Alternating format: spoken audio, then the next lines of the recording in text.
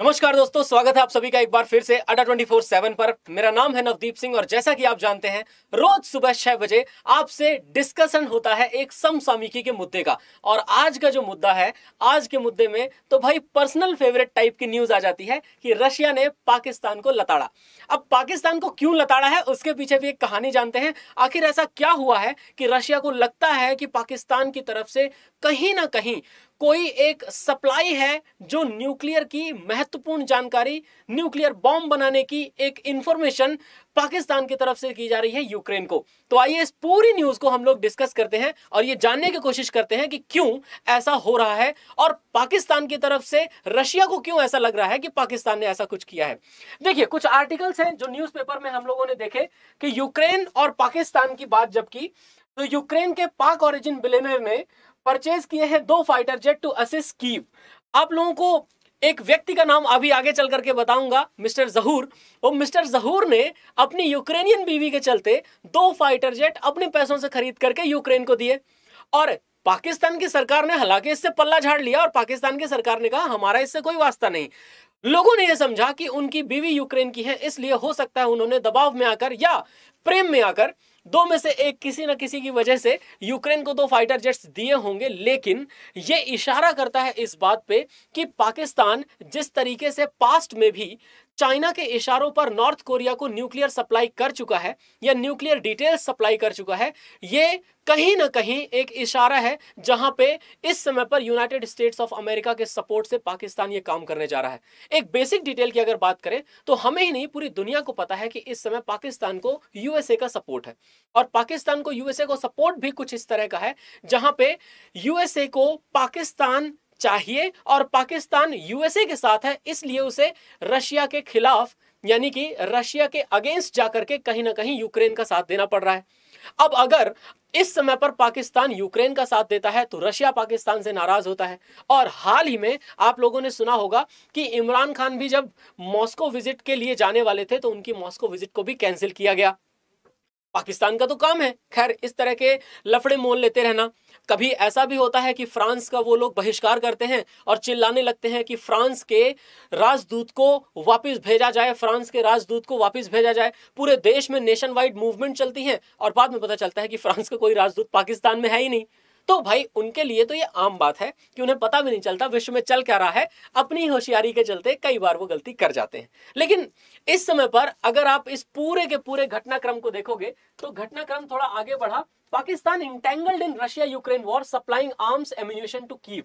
ये अक्टूबर 5 की न्यूज है और अक्टूबर 5 की इस न्यूज में ये बात पहले ही कही गई थी कि रशिया की नाराजगी बहुत ज्यादा बढ़ चुकी है पाकिस्तान के ऊपर, सिवाय इस बात को लेकर के कि कहीं ना कहीं पाकिस्तान ने ही यूक्रेन की मदद की है न्यूक्लियर आर्सेनल्स पाने में या न्यूक्लियर सप्लाई करने में। कहीं ना कहीं पाकिस्तान की मदद से ही आज यूक्रेन इतना ज्यादा आगे बढ़ने की कोशिश कर रहा है।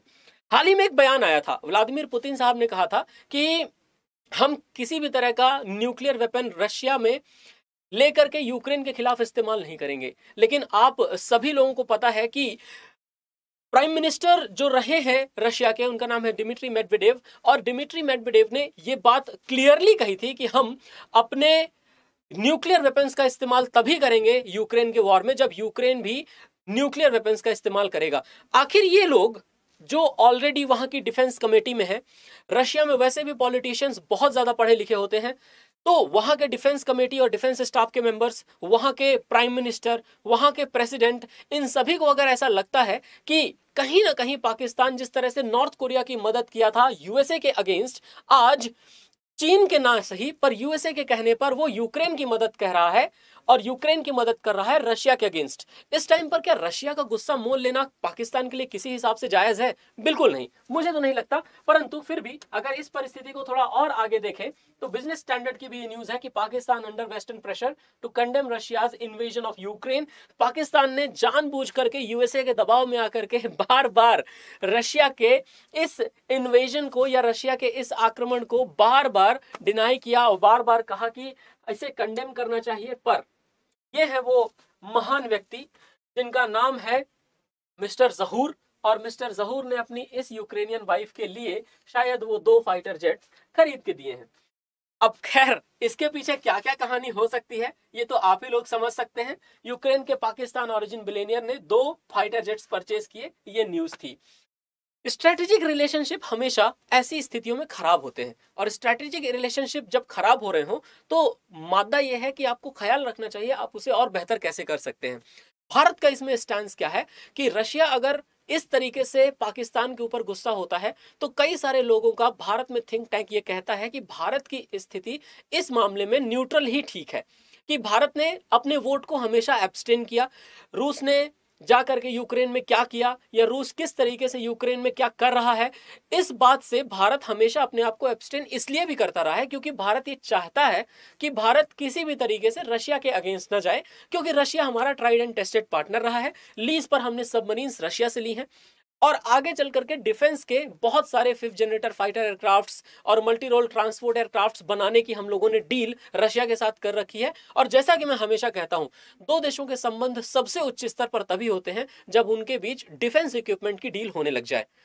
तो इस डिफेंस इक्विपमेंट की डील के साथ और पाकिस्तान के पुराने रिकॉर्ड को देखते हुए रशिया ने भारत कि इस वोट एब्सटेनिंग को कई बार प्रेज किया है। रशिया ने भारत को भी इस समय पर खुला प्रेज किया है, और साथ ही साथ रशिया भारत के साथ अपने संबंधों को हमेशा बेहतर रखना चाहता है। और भारत का ये जो वोट एब्सटेन करने का फैसला है ये रशियन पॉलिटिशियंस को बहुत ज्यादा खुश भी कर रहा है। वो लोग भारत से काफी खुश हैं, लेकिन भारत के जस्ट बगल में नापाक हरकतों से पाकिस्तान की वो लोग काफी नाराज भी। तो ये सारी की सारी चीजें कहीं ना कहीं एक घटनाक्रम में बैठती हैं, हमारे इस जियोपॉलिटिक्स में बैठती हैं। एनीवेज दोस्तों, आगे चल करके इसका क्या निष्कर्ष निकलता है, क्या रशिया पाकिस्तान के ऊपर पूरी तरीके से खफा हो जाएगा, इस बारे में हम आगे चल करके बात जरूर करेंगे। फिलहाल मैं आप सभी लोगों को यह कहना चाहता हूं कि दोस्तों, अगर मान लीजिए आपके एक होमवर्क देता हूं आपको, who is the current president of Pakistan, Pakistan के वर्तमान राष्ट्रपति कौन है। प्रधानमंत्री के बारे में तो सब जानते हैं, राष्ट्रपति के बारे में एक बार जरूर बताइएगा। अगर आप अड्डा 24/7 पर कोई भी बैच परचेज करना चाहते हैं, अड्डा 24/7 पर कोई भी टेस्ट सीरीज परचेज करना चाहते हैं, तो आप सिर्फ एक कोड का इस्तेमाल करिए Y637। तो जब आप इस कोड का इस्तेमाल करेंगे आपको मिलेगा मैक्सिमम डिस्काउंट यानी 77% ऑफ। तो इस कोड का इस्तेमाल करना मत भूलें। साथ ही साथ ख्याल रखें अपना, लाइक करिए वीडियो को, शेयर करिए इसे दोस्तों के साथ और सब्सक्राइब कीजिए चैनल को। जय हिंद।